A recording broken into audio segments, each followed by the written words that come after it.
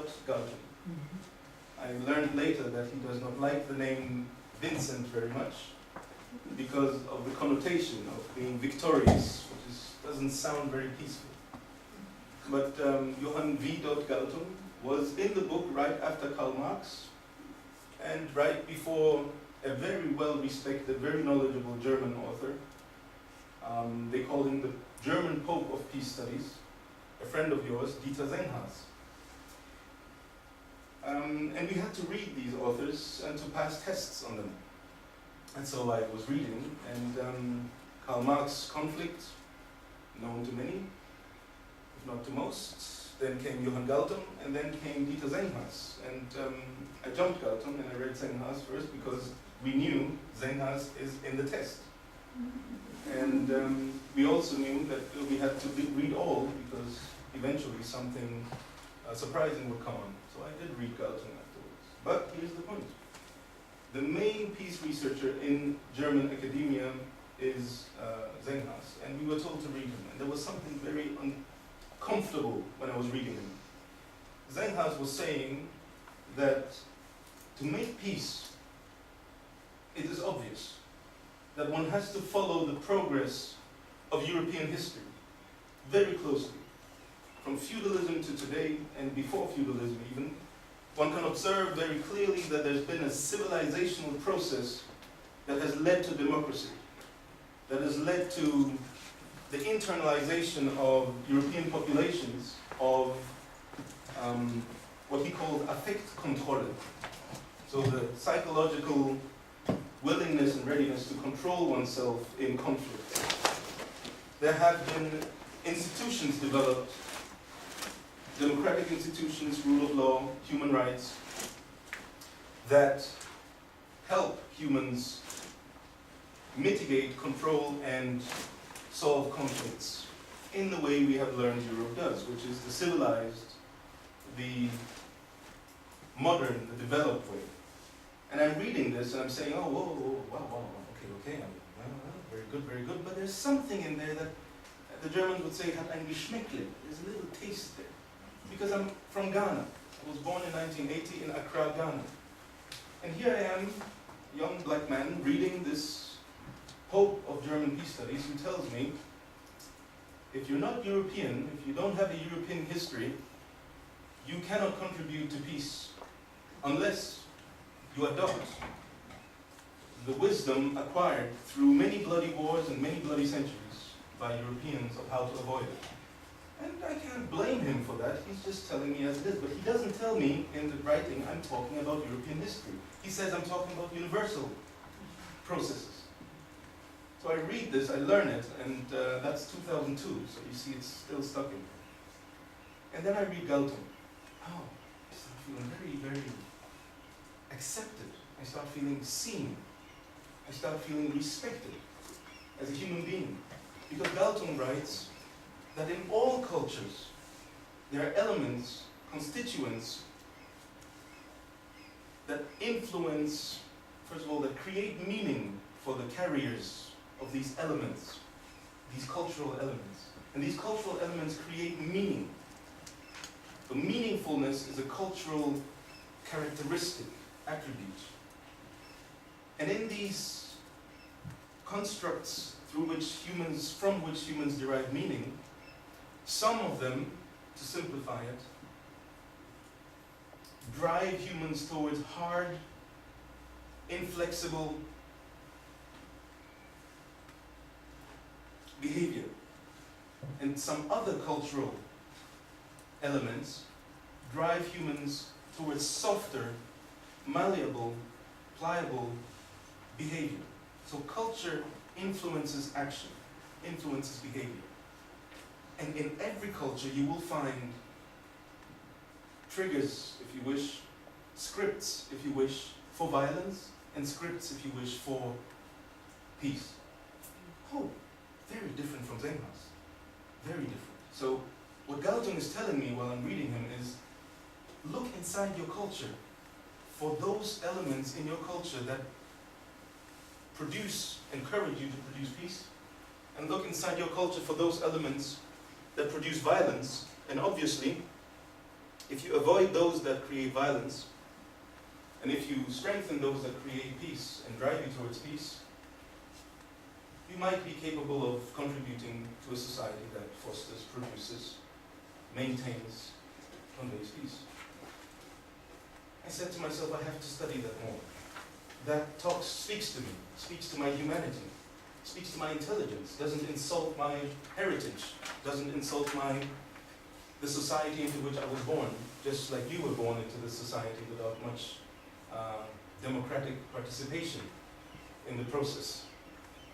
You just appeared, and here you are, in Norway.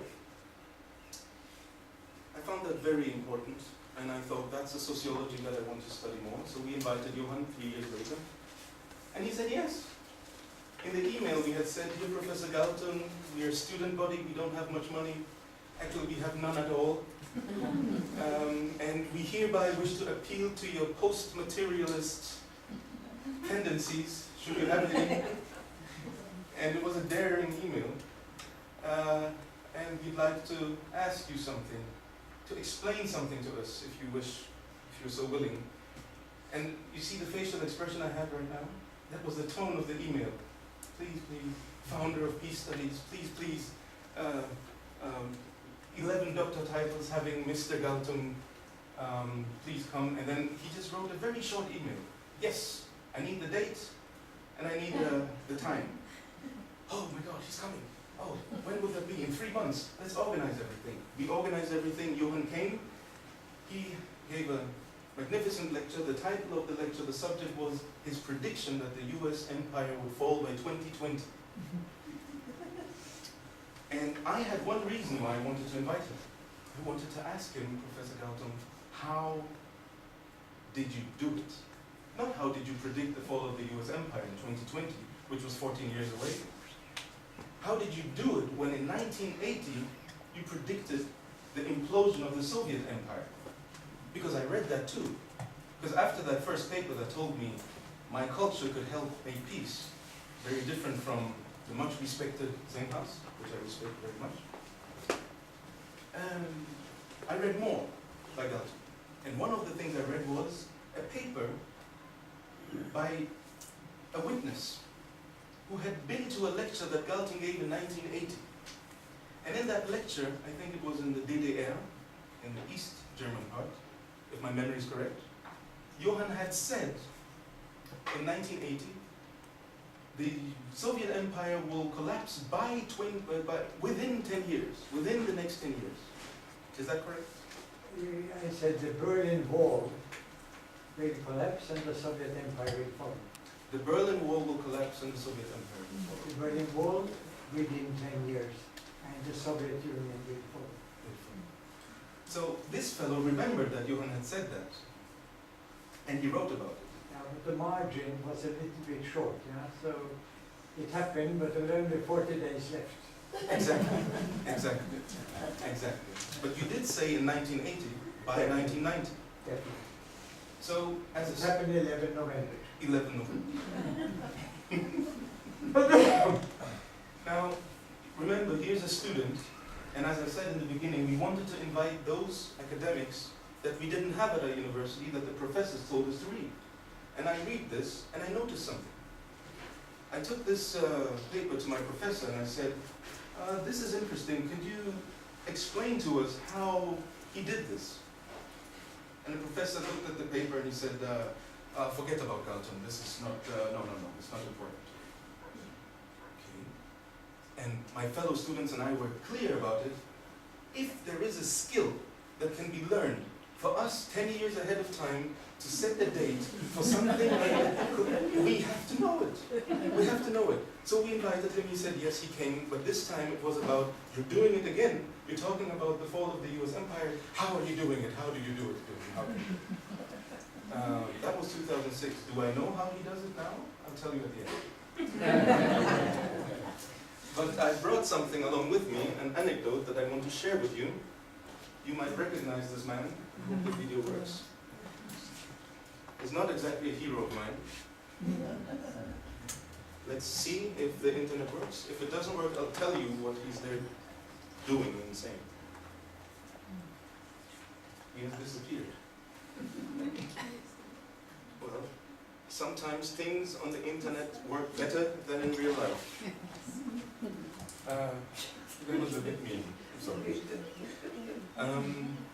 So I'll tell you, it's not working. I'll tell you what this is. This is Henry Kissinger on French television, France 24, a few years ago, and he's asked by the television presenter, Henry Kissinger, today is the 20th anniversary of the fall of the Berlin Wall. Where were you then, and what was your thought? And he answers, I was on a plane to Hawaii, and when I landed, of course, I was surprised like everybody else. He says, I had no way of knowing that this was going to happen. And I was watching this, and I was thinking to myself, Henry Kissinger, the advisor to the State Department, the consigliere of the US presidents since his highest posts in the 70s, tells me 20 years later he had no idea about the Berlin Wall going to fall. And I say to myself, Henry, it's something you should learn, something you should know. And what it is what we teach at the Galtung Institute, among other things, the techniques. And here's the sentence that I want to use as a transition, which is very important to me, which is, if it is not magic, it can be reproduced by everybody. If what he did in 1980 is not magic, it can be reproduced by everybody. And in a way, this has become my mantra as Johann's friend, colleague, assistant, to find out how he does it so that I can share it, so that it can be reproduced, because I'm not a big friend of magic. I'm a friend of social science. I'm a friend of things that can be reproduced, that can be verified, and that can be falsified. And the journey has been long and not been disappointing. The key point is Henry Kissinger didn't know, but Johann did know. Okay. So my mission, in a way, is to teach circumspect peacemaking with the methodology by John Galtung. This is the logo of the Galtung Institute in Germany. In a way, it is the translation of what we're trying to do. We try to look deep into Johann's mind and look deep into his eyes. It is not that he is staring at us in some ominous way through the G for Galtung. It is that we are trying to look into his eyes and fish whatever we can find in a systematic way. Because some people say, it's a bit creepy. It's not. There are many names for what we do. It's mediation, conflict transformation, solution indicative conflict analysis, solution indicative conflict transformation, solution indicative peace politics, peace pedagogy, and peace journalism. These are many dimensions of the work that flow from Johann's, I would say, 50 years of productive inquiry into how to make peace a reality in society, not just a theoretical musing and philosophizing. The Galtung Institute's full name is Galtung Institute for Peace Theory and Peace Practice. And the peace practice speaks to all of these above more or less synonyms that I have shared that have very different implications in practice. One thing that I'd like to add is, you mentioned Hyundai Precision Industries. And I'm thinking, with the work that is being done here, Hyundai has another precision industry, namely conflict analysis, for the sake of transforming conflict. It's a work that has a lot to do with precision. We have to mine the minds of the parties that we're dealing with to find the exact causes, the gems, from which we can diffuse conflicts that become violent. So it is also here, Hyundai Precision Industry, what we, I've been invited to participate. If there's a journalist, I think that's a good punchline to describe. I want to describe a little bit of the Galtung Institute's work. Can you see? No. Oh, okay. What you see here, or what you don't see, are 4 letters D-A-R-E. Dissemination, action, research, education. It's not exactly perfect because it should be D-A-R-T for training. So our motto, our mission is to disseminate information about peace work. It's through action, meaning mediation, to intervene in conflicts before they turn violent, and if they've turned violent, to reduce the violence back to a non-violent conflict. Research, which Johan defines as to search, but again read, and again read, and again read, and to do research endlessly. To research on peace. And my particular interest has been to research how Johan thinks, how Johan works, what the methods are, what the systems are. Because I'm not a friend of magic. And he's been very open and very transparent. In 160 books that he's been writing since 1950, that's an average of 3 books every year. And I've been around him since 2006, and I've seen it happen, but don't ask me how he does it. I can describe it, but it still doesn't gel, you see. Because at the end of every year, there are 3 books that are coming out. And he tells you how he does it. He says, I write a book for 20 years. I'm writing several books at the same time. So they come out at different times. But it's not that I write 3 books every year. In case anybody else wanted to know, because I wanted to know. 50 years, 3 books a year, how do you do that? That's how he does it. So researching how he does it in practice, for me. And how peace works in general. And education. We train. We teach, we explain conflicts, we explain the escalation of conflicts, why do they escalate into violence, and educate children, and for this one of my favorite pedagogues that I've ever met and ever been taught by is here Synnøve, peace pedagogy. And we train not only children but pupils at teenagers, let's say, young adults, academics, students, and diplomats, politicians, decision makers. So it's several levels of training and training types. Now, you see that I switched from education to training because training is perhaps more precise. And there's a joke that, don't tell anyone that I made. It's, you know the difference between education and training when you think about the difference between sex education and sex training. It's 2 very different things. The second one is very practical. It's very involved. It's active. And the training is what we have also. So it's dare as a motto. You have to dare if you're into peace work. And you have to dart. Dare as in education in the end, and dart as in you have to take the bull by its horns. You have to, for the training. Now, I've said that my work has been personally to map Johan Galtung's mind, and he has volunteered all these years, friendly. And what do you find when you map Galtung's mind? The first thing that you find, and this is saying an incredible amount of things, is you find a triangle, one of many, that looks at reality through 3 prisms. Not prison, as in prison cell, but prisms, as in multi-dimensional perspectives. Nature, structure, culture. You look at the human being and human society from the perspective of, let us simplify it, the ecosystem and biology. The human being as a biological entity within the ecosystem, the environment, within nature. You look at the human being as a cultural being, known as a definition of history as culture unfolding. The centrality of culture, the centrality of the act of creating meaning around us at every moment in time and in space. Culture.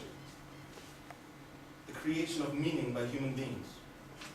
All the way up to metaphysics, the abstractions of metaphysics, and the practicalities of norms and laws and rules and regulations. Cultural products. Music, art, literature, science, products of culture. Even journalism, products of our culture. Language. So we study, he looks at the world through these perspectives as well. Structure. the patterns of interaction between cultural entities, entities that create meaning. And this can be a human being, an entity, or an international organization, or a state, or a civilization. And the point about Galtung's mind is, if you really want to follow him, is he's looking at reality through these three prisms at all times synchronically, at the same time. The problem is, you have only one mouth, so you can't speak of the three at the same time. You have to sort of bring it into some order. So you might listen to Johan, and he's telling you about cultural aspects of a conflict, and right after that comes the structural aspect, and right after that comes the nature aspect. So let us say hormones and endocrinology and brain physiology, and these things are coming. And if you don't know this little algorithm at the back of Galtungese, let's say, the grammar of Galtung's perspective, you might not get a third of what he's saying. And I find many journalists and many commentators fall short of having this at the back of their information. I find two fetishes in Galtung's mind. You see, I wasn't expecting him to be here today, so I allowed myself to add this. One of them is that Galtung is a contradiction fetishist, and so have I become. And actually, I encourage all my students to become contradiction fetishists as well. Where is the contradiction? What is the contradiction?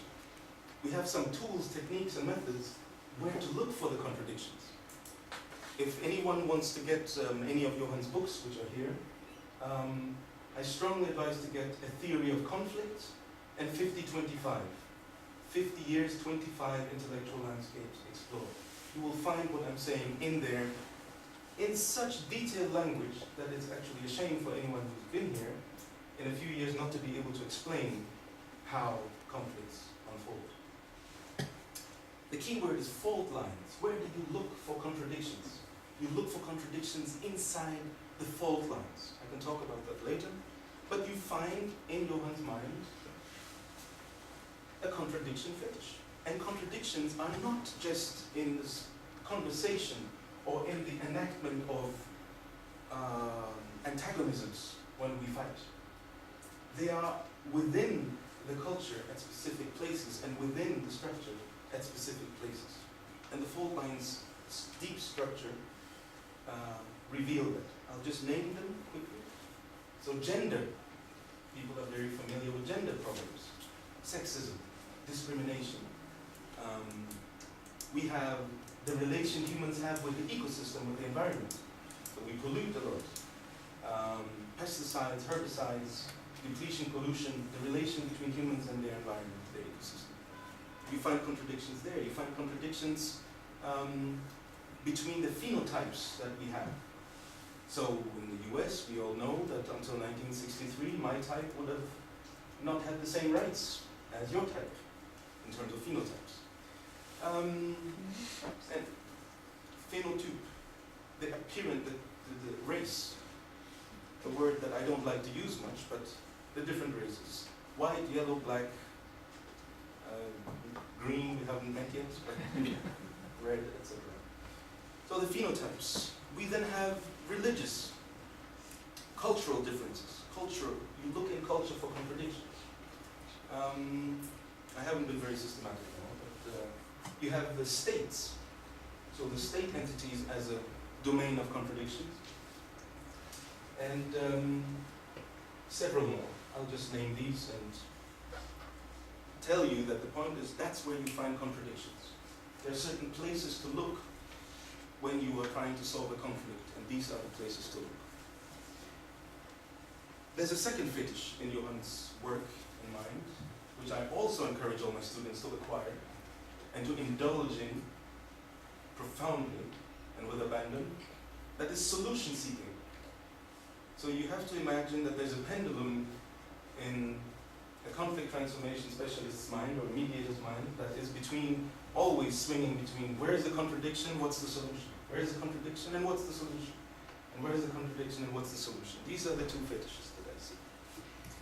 These undergird another thing that is not visible because it's light blue and white. I'm sorry about that. which I call ETMP, is Johann's ETMP syndrome, which is epistemology, theory, methodology, and praxeology. It doesn't matter what Johann is talking about when he's speaking professionally. He's always speaking from the vantage point of the syndrome. He's looking at whatever it is from an epistemological point of view. So how do I know what I know? There is a button in Johann's mind. If you push it, it says, push this button if you want to know why I say the things I say. I find journalists don't push that button very often. Push this button and he will explain to you epistemologically, meaning the science about how I make science.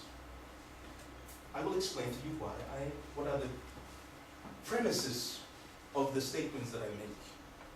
So epistemology, then theory, which I like to summarize as if-then sentences. A theory is nothing but an if-then sentence. And there are levels of complexity in such theoretical sentences. X, Y, because. X because Y is a theory. You have to prove it, of course. But there are many theoretical sentences and constructs in Johann's mind. 160 books, testimony to that.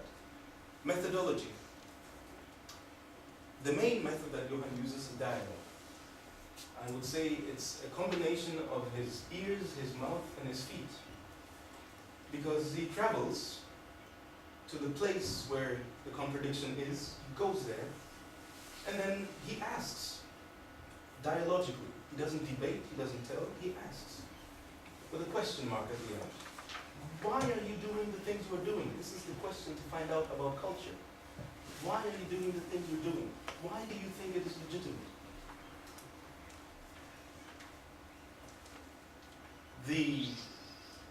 So I said the legs, and the mouth, and the ears. So he's listening. And this is a cliche, many know it, is that the word silent and the word listen are spelled in the same letters. And so Johann teaches fundamentally how to listen. And what to listen for, the fault lines. When you listen in his style, I don't know whether you do this, but I have the assumption that when you're listening, you are busy putting the things that you are hearing into the fault line system to find out where are the contradictions. Because after you've collected the contradictions, you now have to work on them to produce solutions. You can do that dialogically with the person in the conflict, or you can do it if you have the smarts, just by thinking a little bit. It's not easy. And then there's the praxeology, which is peace politics, which you can give advice, consultation to people through mediation.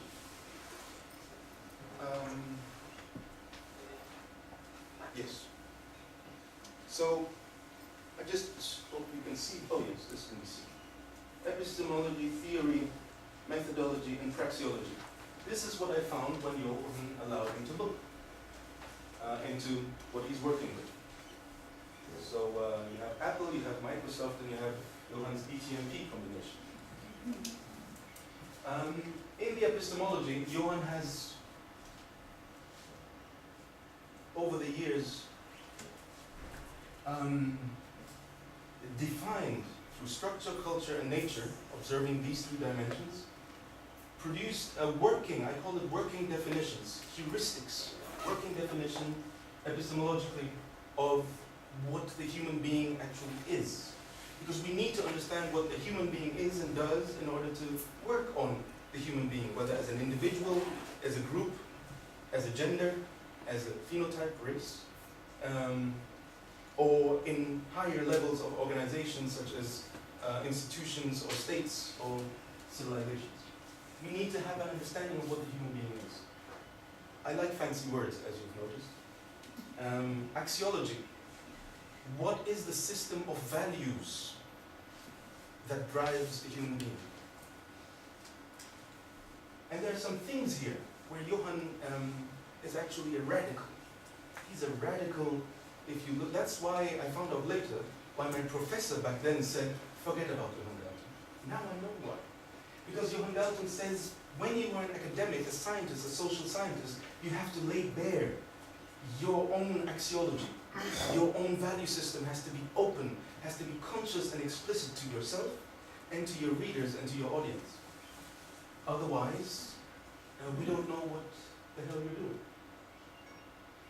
doing. You should know what you're doing, you should be explicit about it, and there's no space for secrecy. Now just have a look at our foreign ministries.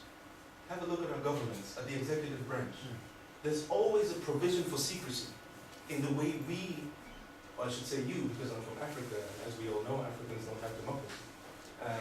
In the way you are governed in your democracies.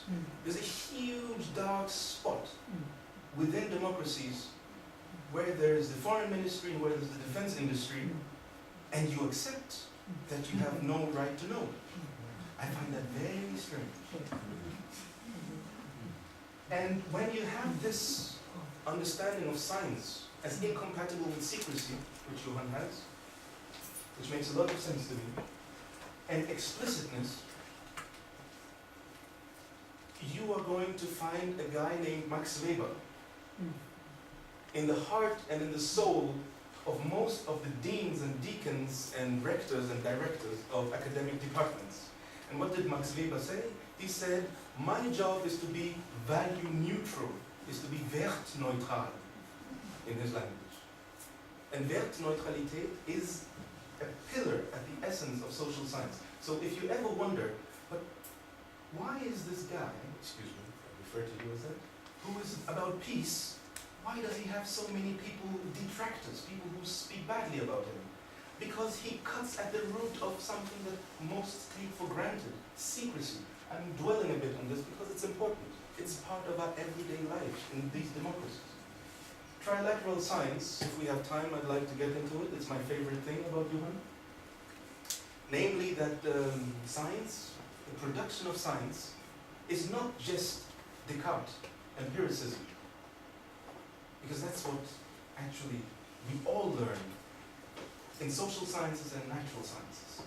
That analysis in Cartesianism, so from the epistemology, you derive a methodology which requires you to analyze. Analyse is to cut everything into small, tiny pieces and to scrutinize every single piece, every item. So let us say I want to be a good Cartesian and I want to understand, let us say, I don't want to pick anyone here, but according to Descartes, if I wanted to understand you in particular, I would have to dissect you into many pieces, and then I would have to understand how every single piece works of you, after dissection, of course, and then I would have to understand and reconstruct, because if I've understood what it's made of, I can fix it back, and if I fix it back, things should work naturally again. Obviously, it doesn't work with higher levels, higher degrees of integration as a human being. It doesn't work.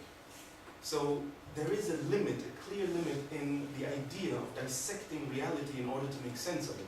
There is merit and advantages in it. You understand a lot while dissecting, but piecing it back together becomes a bit problematic. And that is empiricism in a way. The duty to be specific and precise and empirical and collect data with, that's Descartes' fetish. So we have that fetish too. I'm not saying it's wrong, I'm just saying it has problems. Trilateral science insists on empiricism, so collect the data with as much detail as you can. Trilateral science, the second leg of trilateral science, is value-driven. The third leg is theory-driven. Now, we all know about Habermas and Adorno, or maybe some of us know, sorry, the social scientists may know, as critical school, the Frankfurt School, Axel Honneth and all those names. Their contribution to social science was enormous by saying, in the Marxist tradition, some things in society, in reality, are not acceptable. Some levels of inequality, discrimination, marginalization, exclusion are not acceptable. And we can describe in exact language, empirical Cartesian language, all the mistakes, all the problems. That's criticism. So when you have value-driven analysis of reality, you have strong criticism. So the critical school, the Frankfurt School. And in comes John Galtung, who says, okay, ladies and gentlemen, we have empiricism, we have criticism. I think that we need value-driven analysis. And as I've said, value, in the beginning, is a product of culture. Soft and hard values. In a way, you can say, I like the way you wrote it in German, ablehnenswerte und annehmenswerte Werte. So acceptable values you can embrace because they're non-violent, and non-acceptable values because they legitimize violence. So if you know about these values, you have to be able I mixed up a little something in my mind, sorry. So if you have these values, you can assess reality based on the values. Things you refuse and things you accept. So that's value. And then comes the third leg, theory. So I mixed up my things a little bit. The third leg, which is theory. So empiricism, criticism based on values, and theoretical thinking. When you connect reality, empiricism, data-driven Cartesian perspectives, with theoretical perspectives, what you get is an opening, a possibility for the mind to ask questions about reality as it is, as the data offers it to you, and for the mind to ask questions, how should it, could it be, inspired by the values that you may be driven by. This is what Johan's concept, proposal of trilateral science is about. That science is not just empiricism, data-driven. It's not just criticism, value-driven. It is also theoretical. And with theory and values, you can propose and construct reality other than the empirical rigidity as it offers itself to you. This is very important. It's very important. And if you don't know this, you may not really understand where Johan stands in the universe of social science. Because we usually are trained to be empiricists. We're not allowed, as a social scientist, to say, what if it were not like this, but like that? That's not what professors want from you in your papers. They want you to be very good at identifying what the problem is, but not to be a fantast, to come up with possibilities of what should be and what could be. And this is where the Galtungian Werte-Explizität comes in. Because you have to be explicit about the values that you embrace and that you stand for. And once you've said that, once you've committed yourself to a specific set of values, and in Johan's case I can name them very quickly: non-violence, empathy, and creativity. Once you have committed yourself to non-violence in everything that you will ever propose, when you connect your values, your capacity to think, if then, and your capacity and your will to change reality, you become quite transparent. So again, I find some of his detractors very lazy, because they don't take the time to understand how is this man thinking when he criticizes reality as it is, because at the core of the critique is non-violence as a value. If you overlook non-violence as an all-permeating value in John Galtung's work, you have understood nothing. This is important. Then, the theories. I'll show you an image of the theories that we feel we have to teach our students, the theoretical constructs, based on the concepts that Johan has produced and polished, because that's basically my favorite way of describing Johan's work. You have to imagine a man polishing concepts for 50 years. You'll find the same concept in a book published in 2012, in a book published in 1958 or 1963. It shines differently when you look at the same concept. He polished it very well in 73, let us say the concept of structural violence. And then, because that's how he works, he revisits his things, he polishes it again at the beginning of the 90s. And out comes cultural violence, structural violence in the 60s, is that correct, Johan? And cultural violence in the 90s. So he revisits his things and he evolves them.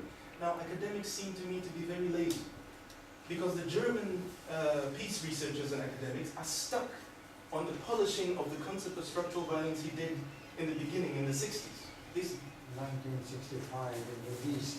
1965 in what is today Zimbabwe, Rhodesia. So I just want to bring this example in because what we're dealing with here is the concept of structural violence as an example, where Johan said the famous sentence, structural violence is when the realization of, let us say, a human's well-being remains below the potential attainable quality of life, the potential. So remaining below the potential, that is an indicator for structural violence. They're stuck on that. And if you're stuck on that and you didn't read the whole book, you start asking interesting questions like, is this operationalizable? Is this not too superficial? Is this not too abstract? This lacks concreteness. But if you follow Johan's work and his polishing and returning back and polishing again and again, you'll find out that he links structural violence to a concept that we'll get to, which is the core of his anthropology, of basic human needs. And we'll get to that and I'll explain why. And they overlooked this. If you overlook that, you don't get the man. You don't get the point. Okay, I'll show that in a second. I just want to mention, so these are some of the things, and as you can see, I'm a bit fascinated with the epistemological part. I've spent a bit too much time there. But from the epistemology flow principles and rules for the construction of theories about reality. And from the theories flow proposals for what to do in practice when dealing with a conflict. Theories are a tool to understand how reality is and how reality will behave when you influence it. And so when you have the theories about how things will move and behave, you have an idea of what you're doing when you are working in a conflict and when you're working on a conflict. And you have some methods. There's a method that, I won't get into that too much now, but Johan has a combination. Another thing that I find is important to know about Galtung is that as I spoke about Descartes, Cartesian analysis, dissect, single out, reconnect, make sure you didn't overlook anything in the process, and that's how you can know. Johan has as deep a standing in Cartesianism, Cartesian analysis, as in Taoist dialectics. Not to be confused with Marxist dialectics or Hegelian dialectics. And you see, a few years ago, 2006-07, there was a big newspaper. No, this was 2011, sorry. There was a big newspaper interview. What's the work at the Galtung Institute? And I was very eager. And I said, oh, you know, we use Chinese Taoistic approaches to study society. And I was as excited as I am today. And the journalist said, okay, and he went away. A week later, the article is published, and he writes, the Galtung Institute does New Age kumbaya tree hugging with a lot of sociological jargon. So, Jesus Christ, I will never in my life again tell a journalist that we study society based on Taoism and dialectics. Because it has nothing to do with tree hug. I do hug trees, but that's a personal, intimate, private thing. It has nothing to do with the work, the professional work that I'm supposed to do. And perhaps, Johan, you can elaborate a little bit tomorrow in your speech about the state of the world. What that means when you don't use just Cartesianism, but also insights from this millennial Chinese approach to making sense of reality, which is more contemplative, more respectful of wholeness of phenomena as they appear, and less dissective, as Cartesianism does it. Of the wholeness and forces and counterforces. Thank you very much. Forces and counterforces, which is what is the essence of the dialectical approach. Not to be confused with Chinese politics today, but I'm thinking of Taoist thinking about it. Exactly. Exactly. It's very important, and the reason why I bring this up is the following. In 2011, China was a yellow threat in the newspapers. The German chancellor was saying, oh, we can't allow the Chinese to take over Africa. She said this. We have to do something about that. And China was just sort of a growing economic power. I have a prognosis to make, and it's fascinating because when did you start working with this? In 19? With what? With Taoism, Chinese thinking? In the 1970s. In the 1970s.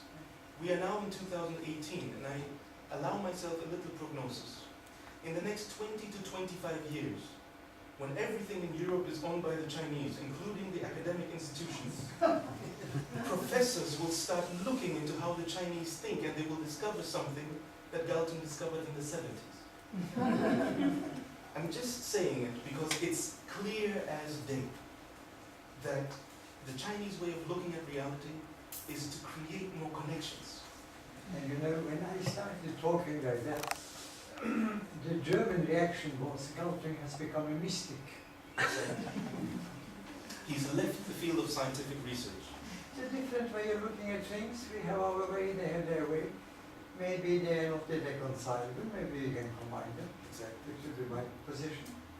But mystic, Not I at all. stand to mysticism as you to magic, I don't know. It's pretty much the same thing to me. And again, if it cannot be reproduced, it must be magic. And if it can be dissected and analytically penetrated, like Descartes liked to do it. In fact, I like to call Descartes the control freak. Because what you're doing when you're dissecting is you're exercising ultimate control over whatever you're studying. And the Chinese have less of that controlling penetration of things. They have an observing, understanding, comprehending in its context approach.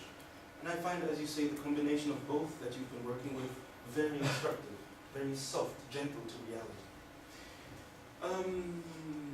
Yeah.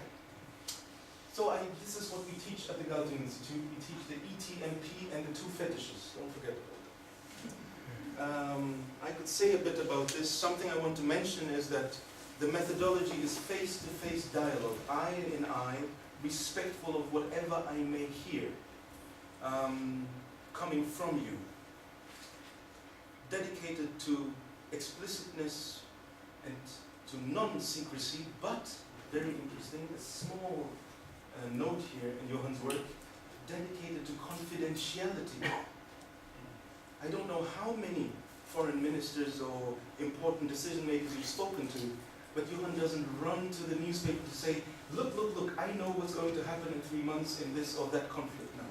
Because there is a principle, an ethic, an ethos of confidentiality in the work that Johann has been doing. And it's very different. Confidentiality that you may be familiar with your doctor, and secrecy that we are all too familiar with some 3-letter agencies in some 3-letter country. Okay. So, as I said, there is a pendulum swinging in Johann's mind. When you look into it, you find the pendulum is an epistemological pendulum swinging between the obligation to enact peace by peaceful means that comes from the values. Peace as a goal, always with peaceful, non-violent means. That's the one side of the entire leitmotif of this man's work.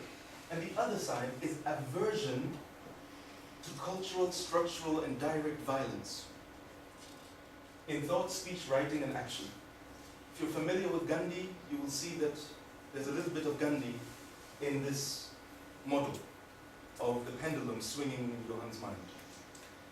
Every proposal, every call to action in the work that we do is inside of this universe and not outside of this universe. So when somebody says, Galtung, what is he saying about this party? Is Galtung anti-American or what is it? Whatever Johann says, please go out and tell people it's between peace by peaceful means and non-violence in cultural, structural, and direct violence terms. Excuse me, but if you want to find something bad in this, I want to hear it. Okay? I want to hear what is bad about being non-violent and being peaceful. So this is constructive, build something, and this is do not do something. Do not harm, do not hurt, do not insult, and build constructively, non-violently. This is basically the universe of the work in which I live, and this is also why I prefer working in this field with Johan than working at the United Nations as a delegate of any country in this world. Because diplomats don't restrict themselves to this pendulum space as we do. They have other things. Oh, you know, maybe it's expedient to bomb the Taliban a little bit. A little bit. They have deserved it. You know, they don't shave and mistreat the women, and so we just bomb them a little bit. We don't do that. It's not part of the instruments that come out of this way of thinking. Let's torture them a little bit, waterboard them a little bit. It doesn't exist in this spectrum of solution, indicative, conflict analysis. To just add one point, and a small point. You know, the diplomats are paid to do a job. And the job is very precise. It is to promote the interest of the leading nation in their state. Can you say that again? To promote the interest of the leading nation in their state. Leading nation. So, I mean, there are minorities, but that's not what they're paid for. They're paid for the leading nation. And they can do that more or less well. But I think one has to understand that if you're paid by somebody to do a job, don't be surprised if they do it. And it could also be that they're not good at doing other jobs. So if you suddenly say to a diplomat, look, you will be seconded to a special agency to solve conflicts, they don't know what to do. I have seen so many sad examples of it. So that's one, I think, rather important point that should be mentioned in connection with diplomats. And then you can ask, who pays John Galtung? Well, it's the Norwegian pension fund. And you see, the Norwegian pension fund gets into operation when you are 67. So that was 20 years ago. And it's another neutral kind of bureaucratic thing. It doesn't come with any strings attached, you just get the money. So does that mean that you should wait till you retire and then be paid by a pension fund? Not a bad idea actually, because by that time you have some experience too. But if you are paid by a government, don't be surprised that there is a strong relation between what you do and what that government wants.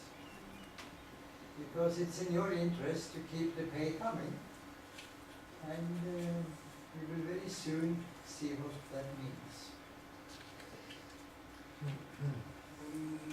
Yes.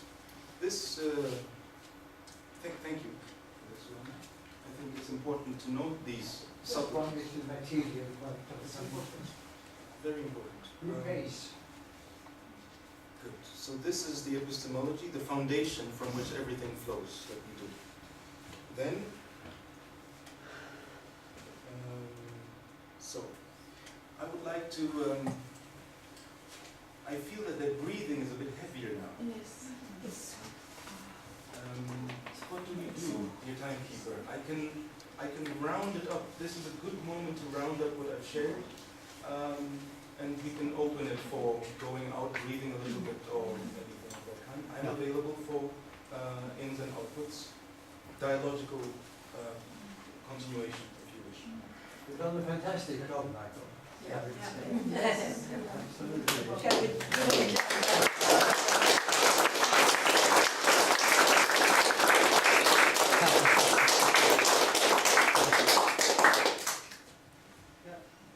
Var det konsensus i församlingen att vi tar 5 minuter pauser? Ja.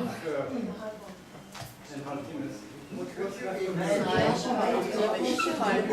Spreading some light over the 5 whole minutes. thing by switching on the light. Yeah, we can open the window. Five